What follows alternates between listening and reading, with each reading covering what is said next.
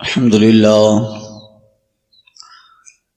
للہ رب العالمین والعاقبۃ للمتقین والصلاة والسلام علی سید الانبیاء والمرسلین وعلی آلہ الطیبین واصحابہ الطاہرین وازواجہ المطہرات، اما بعد فاعوذ باللہ من الشیطان الرجیم، بسم اللہ الرحمن الرحیم۔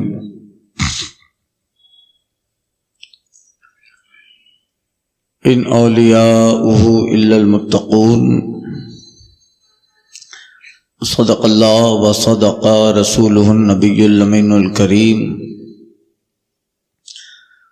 وَنَحْنُ عَلَى ذَلِكَ لَمِنَ الشَّاهِدِينَ وَالشَّاكِرِينَ وَالذَّاكِرِينَ وَالْمُطْمَئِنِّينَ وَالْحَمْدُ لِلَّهِ رَبِّ الْعَالَمِينَ۔ اہل سنت والجماعت کے قدیم دستور اور معمول کے مطابق بارگاہ حضور رحمۃ للعالمین مرکز عقیدت ختم مرتبت مصطفیٰ جان رحمت شمع بزم ہدایت نوشئی بزم جنت شہریار ارم تاجداری حرم نوبہاری شفاعت گل باغ رسالت ختم دور نبوت حضور احمد مجتبی محمد المصطفیٰ صلی اللہ علیہ وسلم میں درود مقدس کا نذرانہ پیش کریں۔ پڑھیں اللہم صلی اللہ علیہ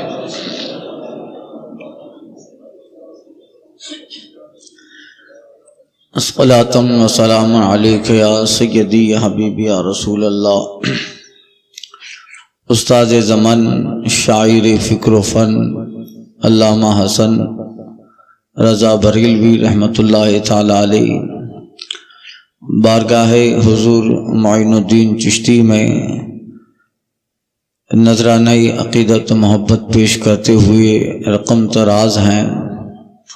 خواجہ ہند وہ دربار ہے اعلیٰ تیرا،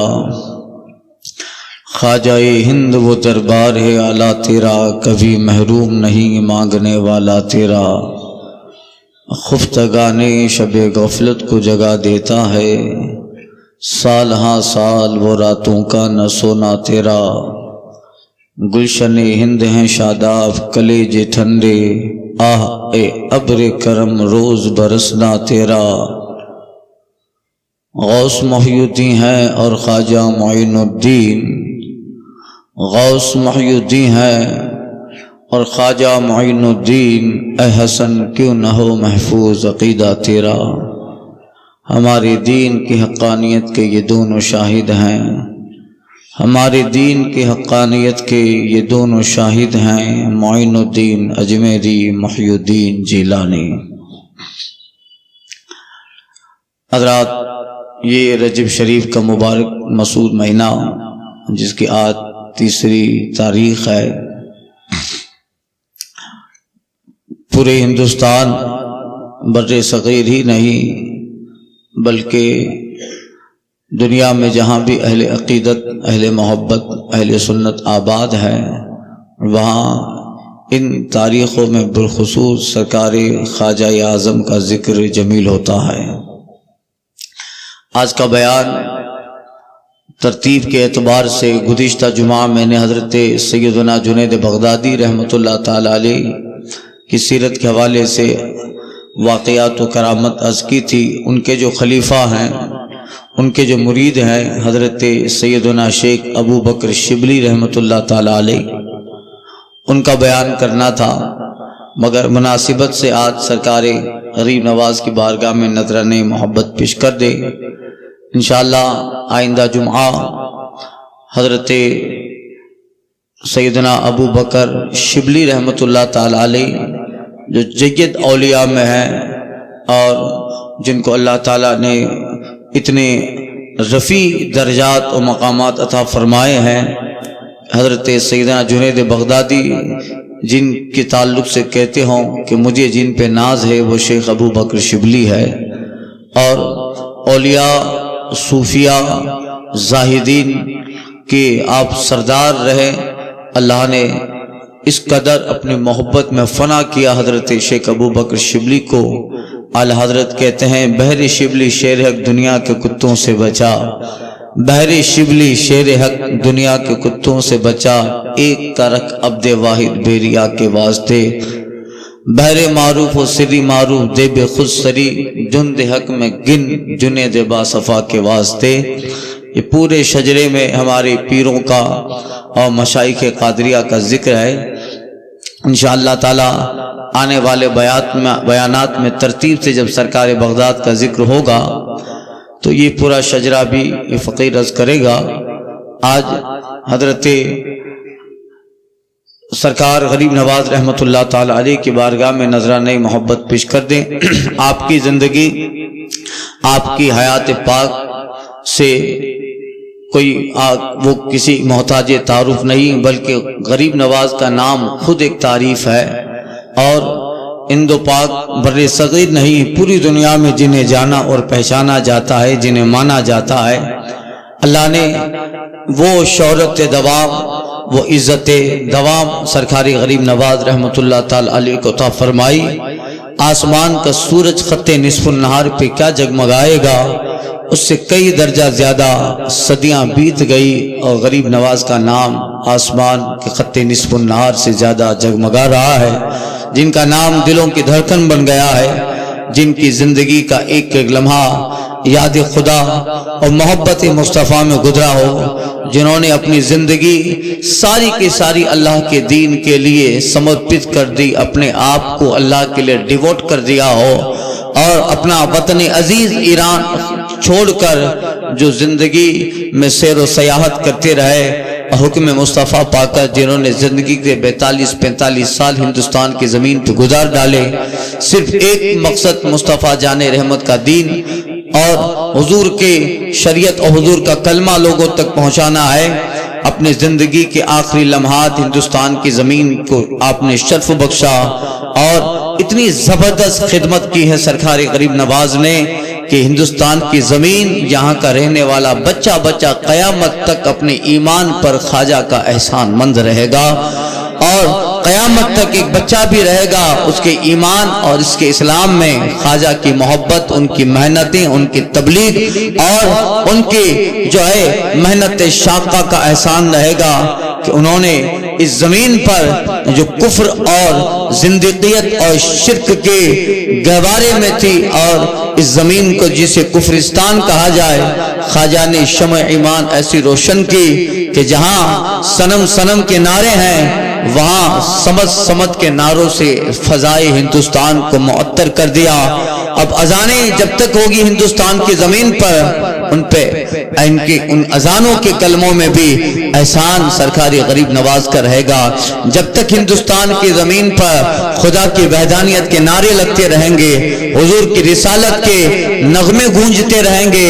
اولیاء و صالحین آباد رہیں گے، خانقاہیں، مدرسے، مسجدیں، مومنوں کے گھروں میں قرآن کی تلاوتیں، ان کے دلوں میں عشق خدا، عشق رسول اور ان کا کلمہ اسلام، جذبہ ایمان جب تک رہے گا، ان پہ خواجہ کی تبلیغ کا قیامت تک احسان رہے گا۔ وہ زبردست خدمتیں کی ہے کہ ایک بڑا سے ادارہ اور بڑے جامعات اور بڑی ایک جماعت جو کام نہ کر سکے، وہ کام ایک مرد قلندن نے کر کے دکھایا۔ صدیوں تک ایک ادارہ، صدیوں تک ایک جامعہ، ایک بڑی تحریک، ایک بڑی جماعت، ایک نفر جب آدمی لے کے چلتا ہے تو ان ایک صدی دو صدی میں وہ کام نہیں کر پاتا، اور مشکل سے اپنا مشن ملک کے چند گوشوں تک پہنچاتا ہے، اور اپنے میتھڈ، اپنا کانسیپٹ اور اپنے طریقے پر چند لوگوں کو ڈھالتا ہے۔ ایک بڑی جامعہ، بڑی ادارے، بڑی یونیورسٹیاں، زبردست بڑی تحریکیں وہ کام نہ کرے جو 40-45 سال میں تنہا خواجہ کی زندگی نے وہ کام کر کے بتایا۔ 1 2 ہزار 10 ہزار 50 ہزار لاکھ 2 لاکھ نہیں، 92 لاکھ لوگوں کے دلوں میں مصطفیٰ کی ایمان کی شمع کو روشن فرما دیا۔ اگر آپ اندازہ لگائیں تو خواجہ کی زندگی کا ایک ایک لمحہ 42-45 سال قریباً ہندوستان کی زمین پر خواجہ نے گزارے ہیں۔ ان آپ کے لمحات کو جب آپ کی زندگی میں ڈیوائیڈ کریں گے، ان کو تقسیم کریں گے، اتنے سال خواجہ ہندوستان کی زمین پہ رہے، 92 لاکھ لوگ ایمان آئے۔ اگر آپ اندازہ لگائیں اور آپ اس کو کیلکولیٹ کریں گے تو ایک حیرت انگیز نتیجہ آپ کے سامنے برآمد ہوگا۔ وہ یہ ہے کہ خواجہ نے ہر 2 منٹ 28 سیکنڈ میں ایک آدمی کو کلمہ پڑھ کے مصطفیٰ کا دیوانہ بنایا ہے۔ ہر 2 منٹ 28 سیکنڈ میں ایک آدمی کلمہ پڑھ کر خواجہ کے دامن سے وابستہ ہوا ہے۔ اتنی زبردست تحریک چلائی، اتنا زبردست کارنامہ انجام دیا۔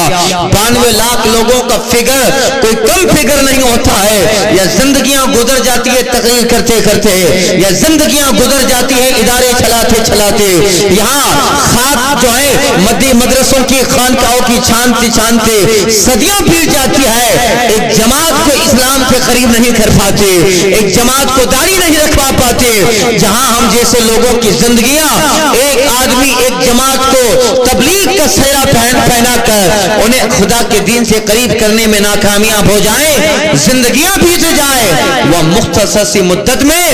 92 لاکھ لوگوں کے دلوں میں مصطفیٰ کا کلمہ ڈال کر ان کی نسلوں کو قیامت تک کے لیے خدا اور خدا کے دین کا شیدائی خواجہ نے بنایا۔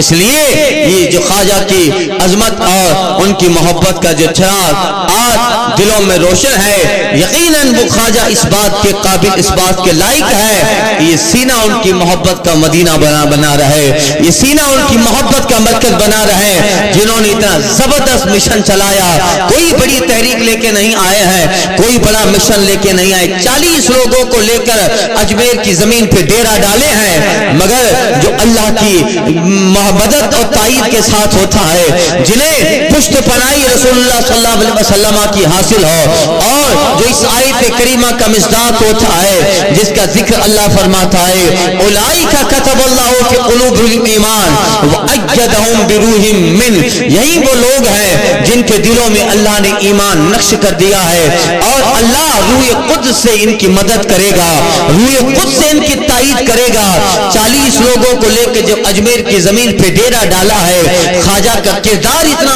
زبردست تھا، ان کی زندگی کے ایک ایک لمحے اتنے زبردست ہیں، وقت کا بڑا جوگی و یوگی بھی آتا ہے، خواجہ کے چہرے اور پیشانی سے نکلنے والی کی تنویریں ان کے کفر سے ٹکراتی ہے، کفر کا چراغ بجھتا ہے، اور سینے میں مصطفیٰ کی محبت کی شمع روشن ہو جاتی ہے، اور آ کے لوگ کلمہ پڑھتے ہیں۔ کبھی خواجہ نے کسی کا ہاتھ پکڑ کے نہ کہا کہ کلمہ پڑھ ورنہ تماچا ماروں گا، کلمہ پڑھ ورنہ بہت بڑی فوج لے کے آیا ہو اور مار ڈالوں گا، کبھی کسی کو زبردستی نہ کی، اور نہ اس کا قرآن حکم دیتا ہے۔ اللہ تو اپنی کتاب میں فرماتا ہے لا اکراہ فی الدین قد تبین الرشد من الغی، دین میں کوئی زبردستی نہیں ہے، اور من شاء یؤمن من شاء فلیکفر، جو چاہے ایمان لے آئے جو چاہے کفر کرے۔ مگر خواجہ کی زندگی اتنی بہتر ہے کہ لوگ خواجہ کی سیرت کو دیکھتے ہیں، آپ کے کردار کو دیکھتے ہیں، آپ کے چہرے پر نکلنے والی ایمانی شمعیں اور جلالت ایمانی، جمال ایمانی کی جو تابشیں آپ کے چہرے انور پہ جو رونما تھی، لوگ دیکھ کر خود بخود قدموں میں گرتے اور کہتے تھے کہ یہ صوفی جو آیا ہے، اس کے چہرے کی صداقت، اس کے چہرے کی خوبصورتی، اس کے دین کی حقانیت کی دلیل معلوم ہوتی ہے، اور لوگ آ کر خواجہ کے قدموں میں گر کے مصطفیٰ جان احمد کا دین اسلام قبول کرتے رہے۔ مشن چلایا ہے اور اتنا زبردست چلایا کہ آپ کی وفات کے بعد جب آپ کے خادموں، آپ کے خلیفاؤں نے جب فگر لگایا تو حضرت حمید الدین ناگوری تو کہتے ہیں 92 نہیں بلکہ میرا فگر یہ کہتا ہے کہ 1 کروڑ لوگ خواجہ کی تبلیغ پہ ایمان لے آئے ہیں۔ اتنا زبردست کام ہندوستان کی زمین پر کیا کہ ہندوستان کا سینہ ٹھنڈا ہو گیا۔ اب یہ زمین قیامت تک خواجہ کے احسان مند رہے گی، زمین میں ہندوستان پر خانقاہیں آباد رہے گی، اس زمین پہ مسجدیں آباد رہے گی، اس مسجد پہ مدرسوں میں بچوں کے تلاوتیں ان کے قال اللہ وقال رسول رسول اللہ کی صدائیں رہیں گے، اس زمین پہ مسلمانوں کے گھر آباد رہیں گے، ان گھروں میں ہونے والے اللہ اس کے رسول کی یادیں، قرآن مجید کی تلاوت ہے۔ اگر سارا صحرا کسی پہ جائے گا، وہ صحرا اجمیر کے معین الدین چشتی پہ جائے گا، اور قیامت تک کی زمین پر ٹھنڈا ایسا ٹھنڈا کیا کلیجہ۔ خواجہ نے استاد زمن کہتے ہیں گلشن ہند ہے شاداب کلیجے ٹھنڈے، گلشن ہند ہے شاداب کلیجے ٹھنڈے، آ اے ابر کرم روز برسنا تیرا، خفتگانے شب غفلت کو جگا دیتا ہے، سال ہا سال وہ راتوں کا نہ سونا تیرا، غوث محی الدین ہے اور خواجہ معین الدین، اے حسن کیوں نہ ہو محفوظ عقیدہ تیرا، ہمارے دین کی حقانیت کے یہ دونوں شاہد ہیں، معین الدین اجمیری، محی الدین جیلانی۔ ایسا زبردست کام کیا، اس لیے آج خواجہ کی محبتیں ہر آنے والے سال میں ان محبتوں میں اضافہ ہے، اپنے ہی نہیں بلکہ اب غیر بھی ان کی بارگاہ میں جانا اپنے لیے شردھا سمجھتے ہیں، اور وہ بارگاہ ایسی ہے کہ مذہب اور ملت کا فرق مٹا کر سب لوگ اس بارگاہ میں جاتے ہیں، اور ہندوستان والے ہی نہیں بلکہ دنیا سے کہیں بھی آتا ہے آنے والا، چاہے کس پوزیشن کا ہو، کس اسٹیٹس کا ہو، مگر آتا ہے ہندوستان کی جب وزٹ کرتا ہے تو پھر خواجہ کی بارگاہ میں ضرور آتا ہے۔ اور یورپ کی دنیا میں بھی جن کا نام بہت بڑا مشہور اور جن کی سیرت کو پڑھا جاتا ہے، جن کی سیرت کو فالو کیا جاتا ہے، وہ سرکاری غریب نواز ہے۔ بڑی بڑی مہا طاقتیں اور بڑے بڑے مہان ہستیاں جب آئی ہیں انہوں نے خواجہ کی بارگاہ میں سلام پیش کیا ہے، شردا دی۔ آج سے کچھ سالوں پہلے 1981 میں یورپ کی دنیا کا ایک بہت بڑا جرنلسٹ جس کا نام مسٹر لارڈ کرزن تھا، جو دنیا کا ایک عالمی طور پر ایک یونیورسل جرنلسٹ جسے کہا جائے، جو ایک زبردست ادارے سے منسلک تھا یورپ کی دنیا میں، جس نے بہت زبردست کام کیا، بے شمار جنہوں نے کتابیں لکھی، اور ایک عالمی طور اور یونیورسل جرنلسٹ جسے کہا جائے، جس نے آدھی دنیا سے زیادہ کا سفر کیا، ٹریولنگ کی، اور عجائبات دنیا دیکھ کر اس نے اپنی کتاب میں لکھا، وہ عیسائی تھا مذہبر، غیر تھا مذہبر، مگر دنیا کا دورہ کرتے کرتے جب ہندوستان پہنچا، تاج محل، لال قلعہ جہاں بھی پہنچا، مگر کسی نے جب خواجہ کا پتہ بتایا، دنیا کا وہ جرنلسٹ اجمیر شریف میں آتا ہے، وہ مسٹر لارڈ کرزن جب آیا ہندوستان میں خواجہ کی بارگاہ میں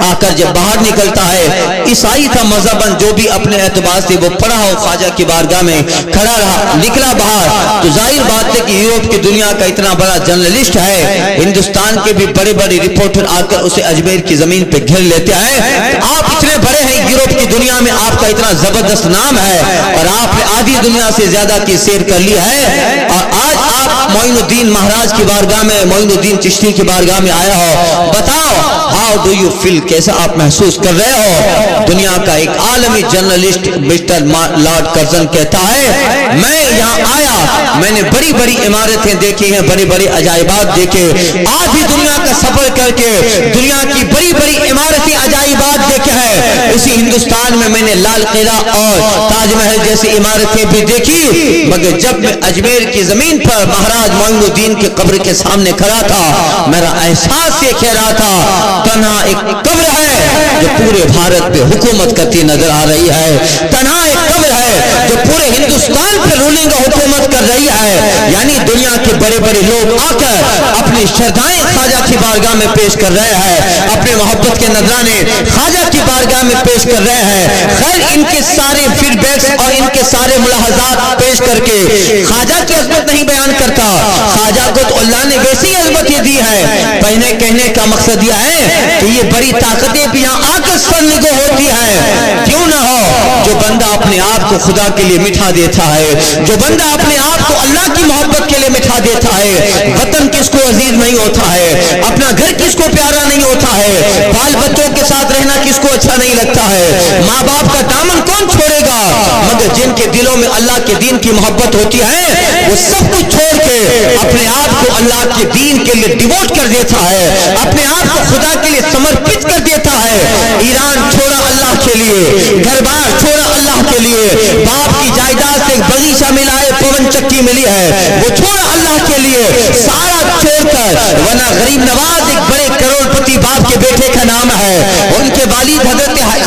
الدین سنجری رحمۃ اللہ تعالی علیہ اپنے زمانے میں ایران کے بڑے سیٹ ساہوکاروں میں گزرے ہیں اور کروڑ پتی آدمی، اور ان کے وصال کے بعد ایک زبردست مال آپ کے بھائی اور سرکار غریب نواز کو بھی ملا ہے، اتنا زبردست باغ خواجہ کو ملا ہے، اسی کو انویسٹ کرتے رہتے اور پونجی بناتے رہتے،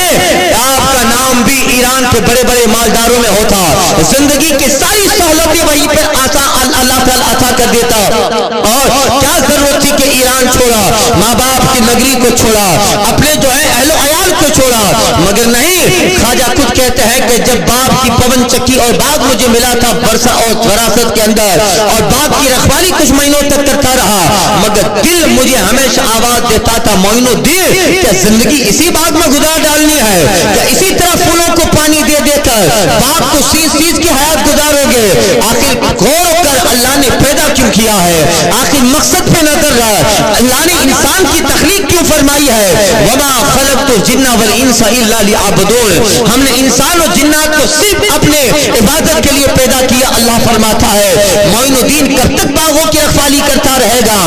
دل اداس تھا، خود غریب نواز نے اپنے ملفوظات میں نقل کیا ہے، دل اداس تھا مگر کوئی نگر نہیں مل رہی تھی، کوئی ایسا راستہ نہیں مل رہا تھا، اب اللہ تعالی حالات بناتا ہے، ایران کے بڑے مذہبوں میں نام حضرت شیخ ابراہیم قندوزی رحمۃ اللہ تعالی علیہ کا ہے، ایک دن خواجہ کے باغ کے قریب سے گزرے ہیں، اندر گئے، خواجہ نے دیکھا کہ مذہب شیخ ابراہیم قندوزی آئے ہیں، چٹائی بچھا دیا اور اپنے باغ کے انگور کے خوشے پیش کیے ہیں حضرت ابراہیم قندوزی کو، انہوں نے کھایا، اب ابراہیم قندوزی آئے نہیں ہیں، اللہ تعالیٰ نے گویا بھیجا ہے تاکہ معین الدین کو وہ راستہ بتایا جائے جس کے لیے اللہ نے معین الدین کو پیدا فرمایا ہے، جس کے لیے معین الدین دنیا میں آیا ہے۔ ابراہیم قندوزی انگور کے خوشے کھاتے ہیں، اپنے جھولے، اپنی تھیلی، اپنے جو ہے جھولے میں سے کھلی کا ٹکڑا نکالتے، میٹھی چیز نکال کر دیتے ہیں غریب نواز کو، معین الدین کھا لو، وہ کھاتے ہیں، غریب نواز فرماتے ہیں اس کے کھانے کے بعد دنیا سے میرا پیٹ بھر گیا، سیری حاصل ہو گئی، اور پھر اللہ کی وحدانیت، مصطفیٰ کی رسالت و دین کی تبلیغ کا ایسا جذبہ ہوتا ہے، دوسرا دن ہوتا ہے خواجہ نے سارا باغ بیچا، جو بھی رقم آئی ایران کے غریبوں میں تقسیم کیا، سفر کے لیے تھوڑا لیا اور خدا کے دین کی تبلیغ کے لیے نکل جاتا ہے، سمرقند آتے ہیں، علم پڑھا، بخارا میں آئے، عالم بنے، اور بڑے بڑے شیخ حسام الدین جیسے زبردست اولیاء، اپنے زمانے کے زبردست علماء سے خواجہ نے علم پڑھا، سمرقند رہے کچھ سال، بخارا میں رہے کچھ سال، یہ وہ زمانہ تھا کہ جب سمرقند و بخارا علم کی ایک بڑی بڑی جامعات جہاں علم کے قائم تھے، مرکز مانے جاتے تھے، آئے اور وہاں پر ظاہری علم حاصل کیا اور اپنا جو ہے سینہ علم ظاہر سے بڑھا، عالم بنے ہیں خواجہ، مفتی بنے خواجہ، فضیلت کی خواجہ نے، محدث بنے خواجہ، تفسیر پڑھی خواجہ نے، اصول تفسیر پڑھا خواجہ نے، فقہ پڑھی خواجہ نے، اصول فقہ پڑھا خواجہ نے، ساری دنیاوی ظاہری علم قرآن، علم حدیث کو خواجہ نے حاصل کیا، اور اتنے زبردست عالم بنے ہیں خواجہ کہ بخارا اور سمرقند کے بڑے بڑے علماء جنہوں نے خواجہ کو علم حدیث و تفسیر اور علم قرآن پڑھایا تھا، وہ کہتے تھے کہ ہم خواجہ کو پڑھا کر اپنے آپ کو بہت بڑا تصور کرنے لگے ہیں، ہمارے شاگردوں میں معین الدین جیسا شاگرد ہے، مگر علم ظاہر تو خواجہ نے حاصل کیا، علم باطن باقی ہے، ابھی تک دل اچاٹ ہے، معین الدین عالم تو بن گئے مگر جب تک روحانیت حاصل نہ ہوگی، اندر سے عالم نہ بنے، اندر سے علم کی شگوں پہ نہیں پھوٹیں گے، تب تک کچھ ہونے والا نہیں ہے۔ اقبال کہتا ہے کہ جو ہے علم کی حد سے پرے بندے مومن کے لیے، علم کی حد سے پرے بندے مومن کے لیے نعمت دیدار بھی ہے، لذت شوق بھی ہے، اس علم کے آگے بھی ایک علم ہے۔ خواجہ غریب نواز رحمۃ اللہ تعالی علیہ اتنے زبردست عالم و فاضل بننے کے بعد حضرت عثمان ہارونی کی خدمت میں پہنچتا ہے، ایک علاقہ جسے جو ہے قصبہ ہارون کے رہنے والے حضرت شیخ عثمان ہارونی، جو حضرت حاجی شریف زندنی رحمۃ اللہ تعالی علیہ کے مریدوں میں ہے، اور جنہوں نے تقریباً 30 سال اپنے پیر کی خدمت میں گزار ڈالے ہوں، وہ حضرت شیخ عثمان ہارونی رحمۃ اللہ علیہ ہیں، ان کی خدمت میں پہنچتے ہیں اور انہوں نے ریاضت مجاہدہ کروایا، ریاضتیں کروائی اور خلافت سرکار غریب نواز کو حاصل کی، اور 20 سال تک یا تقریباً 22 سال تک سرکار غریب نواز عثمان ہارونی کی خدمت میں لیتے ہیں اور اس قدر پیر نے بھی آگے بڑھایا. اللہ حج کا موقع ہے, عثمان ہارونی غریب نواز کو لے کر حج بیت اللہ کے لیے جاتے ہیں. فارغ ہو کر خانہ کعبہ کے سامنے مطاف میں کھڑے رہ کر عثمان ہارونی حضرت غریب نواز کا ہاتھ پکڑ کے کہتے ہیں, مولا معین الدین لایا ہوں تیری بارگاہ میں, اسے قبول فرما. اتنا کہنا تھا, حتیم کعبہ سے آواز آ رہی ہے, اے عثمان ہارونی تیرا تحفہ معین الدین ہماری بارگاہ میں ہم نے قبول فرما لیا ہے. لوگوں نے سنا کہ حاتم غیبی آواز دے رہی ہے, ہم نے معین الدین کو قبول فرمایا. وہاں سے جاتے ہیں مصطفیٰ کی بارگاہ میں, مدینہ طیبہ پہنچے. جیسے ہی مصطفیٰ کی بارگاہ میں پہنچے ہیں, حضرت عثمان ہارونی نے خواجہ کا ہاتھ پکڑا ہے اور مصطفیٰ کی بارگاہ میں پہنچا ہے کہ بیٹا معین الدین ادب سے جاؤ. سراپا ادب بن کر دونوں پیر و مرشد اور مرید داخل ہوتے ہیں مصطفیٰ کی بارگاہ میں, اور حضرت عثمان ہارونی خواجہ سے کہتے ہیں, بیٹا ان الفاظ میں مصطفیٰ کو سلام کرو, الصلاۃ والسلام علیکہ یا سید المرسلین. خواجہ سلام کرتے ہیں, الصلاۃ والسلام علیکہ یا سید المرسلین. قبر مصطفیٰ سے آواز آتی ہے, وعلیکم السلام یا معین الدین قطب المشائق فی البحر والبر. اے خوشی و تری میں رہنے والے سارے اقطاب و ولیوں کے سردار معین الدین, تجھ پر بھی مصطفیٰ کا سلام ہو. اللہ آواز مصطفیٰ کی بارگاہ سے آئی اور لوگوں نے بھی سنا. غریب نواز کو مصطفیٰ نے سلام کا جواب دیا. اب عثمان ہارونی غریب نواز کا ہاتھ پکڑتے ہیں, ہاتھ پکڑ کے کہتے ہیں, معین الدین اکنو بدر جائے کمال برسیدی. معین الدین اب کمال تک پہنچ گیا, اب تمہیں جو درجے ملنے تھے عطا کرنے تھے وہ بارگاہ رسالت سے بھی تمہارے درجوں پہ قبولیت کی مہر لگ گئی ہے. اللہ اتنا پروان چلایا اور پھر غوثی آدم کی بشارت تو پیر کی نگاہ کرم اور مصطفیٰ کی عطا ہے. ہندوستان جیسا خطہ غریب نواز کے حوالے مصطفیٰ کرتے ہیں, آئے ہیں اور بغداد سے گئے خراسان سے ہرات سے پھر بغداد سے پھر لاہور و پنجاب ہوتے ہوئے ہندوستان کی زمین پہ تشریف لائے ہیں. اللہ 40 دن حضرت داتا علی ہجویری کی خدمت میں چلہ پیش کرتے ہیں اور مصطفیٰ نے کہا تھا, معین الدین جا رہے ہو ہندوستان, جاتے جاتے بورڈر پہ ہمارا شیر بیٹھا ہے, ملاقات کر کے جانا. 40 دن حضرت داتا علی ہجویری کی خدمت میں غریب نواز رہتے ہیں, چلہ کرتے ہیں, عبادت و ریاضت کرتے ہیں. 40 دن کے بعد مراقبہ کرتے ہیں, اب ہندوستان جانا ہے. مراقبہ کیا, قبر داتا سے جواب نہ آیا. حضرت داتا علی ہجویری کس درجے کے بزرگ ہیں, کس اللہ تعالیٰ نے جناب حضرت علی بن حسن داتا علی ہجویری کو مقام و منصب دیا ہوگا. آپ اندازہ لگاؤ, غوث اعظم جیسی شخصیت کہہ رہی ہے, اگر میں علی ہجویری کا زمانہ پاتا تو میں اپنا پیر داتا علی ہجویری کو بنا لیتا. کتنا بڑا مقام داتا علی ہجویری کا ہوگا. 40 دن سرکار معین الدین بیٹھے ہیں اور 41ویں دن پہ جو ہے آپ مراقبہ کرتے ہیں کہ اجازت لو, اب آگے جانا ہے, دلی ہوتے ہوئے اجمیر جانا ہے اور جا کر ایک بہت بڑا مشن مصطفیٰ نے سونپا ہے, بہت بڑا کام سونپا ہے, وہ کام میں لگ جائیں, دین کی خدمت میں لگ جائیں. مگر آواز نہیں آئی قبر داتا سے.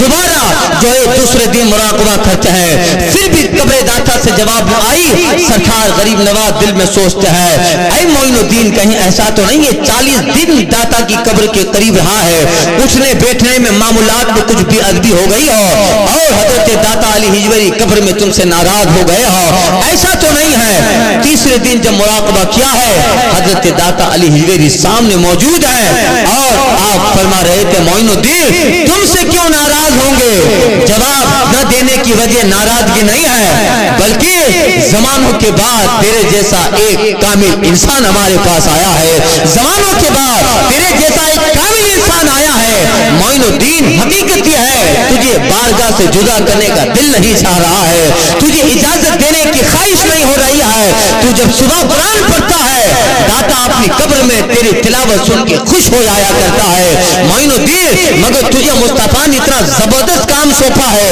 ہندوستان کی زمین پہ کفر کی جڑوں کو کھاڑ کر مصطفیٰ کی رسالت خدا کی وحدانیت قائم کرنی ہے. اس لیے معین الدین اتنا زبردست کام کرنا ہے. جاؤ ہماری دعائیں بھی معین الدین تمہارے ساتھ ہے، اور رب نے چاہا کہ تو اپنے مشن میں اتنا کامیاب ہوگا کہ صدیاں رہے گی معین الدین تیرا نام آسمان کے سورج سے زیادہ ہندوستان کی زمین پہ جگمگاتا رہے گا۔ اللہ اللہ یہ کہا ہے، خواجہ کو اجازت دی ہے حضرت داتا علی ہجویری نے، جاتے جاتے خواجہ غریب نواز نے 2 مصروں میں داتا علی ہجویری کی شان بیان کر دی۔ خواجہ کی عادتیں ہیں اور خواجہ کو اللہ نے کمال دیا تھا، بڑی بڑی باتیں مختصر میں بیان کر دیتے۔ کسی نے کہا تھا حضور امام عالی مقام کی شان بیان کریں، اب امام عالی مقام کی شان بیان کی جائے تو کتابیں درکار ہے، دفتر لائبریری چاہیے، مگر خواجہ نے 4 مصروں میں امام عالی مقام شہید کربلا کی ساری سوانح بیان کر دی۔ شاہ است حسین بادشاہ است حسین، دی است حسین دی پناہ است حسین، سردار ندار دست دست یزید حقا کے بنائے لا الہ است حسین۔ خواجہ کی عادت ہے کوزے میں سمندر تھما دینا، اگر چاہتے ہیں تو اجمیر کا سارا پانی اپنے کٹورے میں لاتے ہیں، اگر چاہتے ہیں حسین پاک کی سیرت کو 4 مصروں میں بیان کرتے ہیں، 2 مصروں میں داتا علی ہجویری کی زندگی بیان کر دی۔ جاتے جاتے چوک لیا اور دیوار پہ کندھا کر کے چلے گئے، گنج بخش فیض عالم مظہر نور خدا، گنج بخش فیض عالم مظہر نور خدا، ناقص سارا پیر کامل کامل آرا رہنما۔ اتنا